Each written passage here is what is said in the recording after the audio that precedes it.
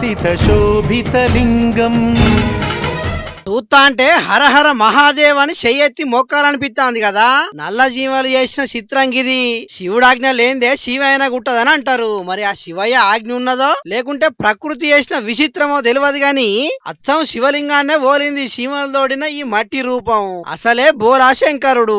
పొరపాటున శివలింగం మీద నీళ్లు పడ్డా ఇంత విభూతి పూసినా అట్టి నీళ్లతోనే అభిషేకం చేసినా పొంగిపోయి వరాలు ఇస్తాడు. అసొంటిది గిట్ల తెలిసి తెలియక మట్టితోని లింగాన్ని రూపుదిద్దిన ఈ శివలకు కైలాసాన్ని ఆవాసంగా మారుస్తాడో ఎవలకు తెలుసు గాని ఎంత పుణ్యం చేసుకున్నాయోనుల్లా ఈ సీమలు అని మస్తు ఆశ్చర్యపోతారు ఈ చిత్రాన్ని చూసిన జనాలు. ఇప్పుడు మరిది ఏడ జరిగిందో ఏం కథనో అడ్రస్ లేదు గాని సోషల్ మీడియాలో మాత్రం పొట్టు పొట్టు తిరుగుతున్న ఈ వీడియో చూసి మస్తు సంబరపడుతున్నారు శివ భక్తులు. ఓం నమ శివాయ ఓం నమ శివాయ అనుకుంటా కామెంట్లు కూడా పెడుతున్నారు. ఏది ఏమైనా చెట్లల్లా పుట్లల్లా జంతువులల్లా దేవుని చూసే మన దేశంలో ఆ పరమాత్ముని రూపం లేనిది ఎక్కడ చెప్పుండ్రి.